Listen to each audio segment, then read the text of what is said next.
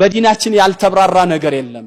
እንኳን የአላህ ስሞችና ባህሪያቶች ቀርቶ እንዴት አድርገን እንደምንጸዳዳ፣ እንዴት አድርገን እንደምንተኛ፣ በምን አይነት መልኩ ከእንቅልፋችን እንደምንነቃ፣ እንዴት ልብሳችንን እንደምንለብስ፣ ምግባችንን እንዴት መመገብ እንዳለብን እያንዳንዱን ያብራራ ሃይማኖት የአላህን ስምና ባህሪያቶችን በተመለከተ ተፈላሰፉበት ብሎ እንቆቅልሽ ነው የፈለገ ሰው በፈለገ መልኩ ይተንትነው ብሎ ሜዳ ላይ አልተወንም። አላህ ሱብሓነሁ ወተዓላ ስሞቹን ባህሪያቶቹን በዝርዝር ነው ያስቀመጠልን። ሰልማን አልፋሪሲ ጋር አንዱ መጣና ነብያችሁ እኮ ሁሉን ነገር አስተምሯቸዋል ሲለው፣ አዎ የመጸዳጃ ቤትም አገባብ ሳይቀር አቀማመጡን ሳይቀር ሲለው፣ እውነት ነው አለ ሰልማን። አዎ የሽንት ቤት ራሱ እንኳን እንዴት እንደምንቀመጥ ነቢ ነግረውናል።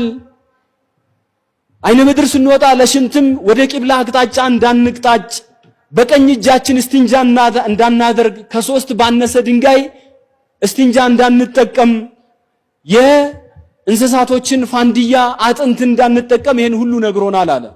እንግዲህ ተመልከቱ ዲናችን ትንንሽ ማይነር የሚባሉ በጣም ትንሽ የሚባሉ ነገሮችን አስረድቶን ሲያበቃ ዲናችን ትልቁን ይተዋል ተብሎ አይታሰብም።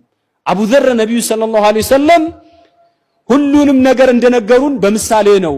በሰማይ ላይ ክንፉን እያንቀሳቀሰ የሚበር አሞራ አይተው ነቢያችን ሰለላሁ ዐለይሂ ወሰለም ከዛ ላይ የሆነ ሂክማ ሳያስተምሩን የሆነ ዕውቀት ሳያስጨብጡን አላለፉም አለ።